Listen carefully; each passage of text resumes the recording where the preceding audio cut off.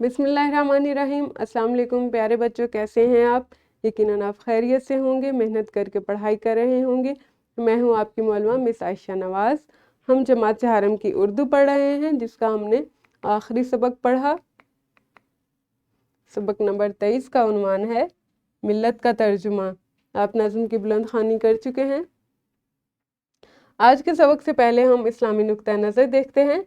नबी अकरम सल्लल्लाहु अलैहि वसल्लम का फरमान आली शान है, तुम में हर शख्स जिम्मेदार है, हर एक से उसकी रैयत के सिलसिले में बाज़ पुर्स होगी। यानी कायद अपनी कौम का सरबराह होता है, ये मखदूम नहीं बल्कि खादिम होता है। जो कौम का कायद होता है वो कौम का खादिम होता है, वो अपनी पूरी कौम की खिदमत कर रहा होता है। किस तरह से कि उन्हें रास्ता दिखाता है, उनकी क़यादत करता है, उनकी मदद करता है।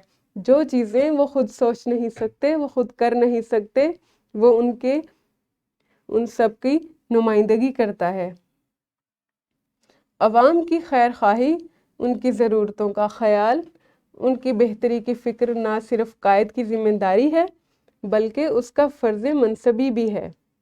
यानी अवाम का ख्याल रखना एक कायद की, एक हुक्मरान की ज़िम्मेदारी होता है।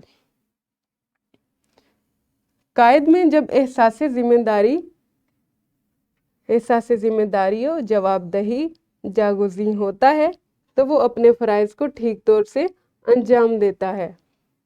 यानी कायद को जब ये एहसास होता है कि वो ज़िम्मेदार है, वो अपनी कौम का ज़िम्मेदार है और इसके मुतालिक उससे सवाल भी किया जाएगा, तो फिर वो अपनी ज़िम्मेदारियों को बिल्कुल ठीक तरीके से अंजाम देता है। तो ये कायद की सलाहियतें हैं, ये कायद की ज़िम्मेदारियां हैं, खूबियां हैं और साफ़ हैं जो आपने सीखे।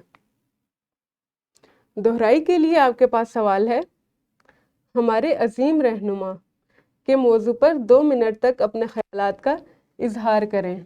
यानी आपको एक मौजू दिया गया है, हमारे अजीम रहनुमा, इस पर आपने 2 मिनट तक अपने ख्यालात का इजहार करना है। वीडियो को रोकें और सरगर्मी करें। जी तलबा, आपने अपने ख्यालात का इजहार किया, अपने यकीनन कायदे आज़म के मुतल्लिक अपने ख्यालात का इजहार किया होगा। इसके बाद क़ब्ल पढ़ाई में आपके पास सवाल है, हरूफ अत्फ़ और हरूफ जार की पहचान बताएं और मिसालें दें। हरूफ अत्फ़ और हरूफ जार की आप बारहा मश्क कर चुके हैं। अब आप वीडियो को रोकेंगे, इनकी पहचान बताएंगे और मिसालें देंगे। जी तलबा, आपने क़ब्ल पढ़ाई के सवाल को हल कर लिया। आज आपने अपने अमली मंसूबे पर अमल करना है। आपके अमली मंसूबे में क्या है? कायदे आज़म के मज़ार के बारे में मालूमात, यानी डिज़ाइन किसने बनाया था, तामीर का आगाज़ कब हुआ था और उसकी तामीर पर क्या लागत आई थी, इसका रकबा कितना है और मज़ार की तामीर का दौरानिया एक जदवल में तहरीर करें।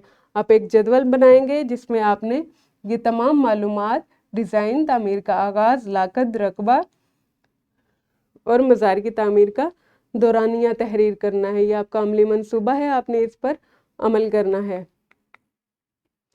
तो बच्चों, हमारा सबक मुकम्मल हुआ, हमारी उर्दू की किताब भी मुकम्मल हुई। आपने अपनी पूरी किताब पढ़ी, आपने इसमें बहुत सी नई चीज़ें सीखी, आपको बहुत सी नई मालूमात मिली।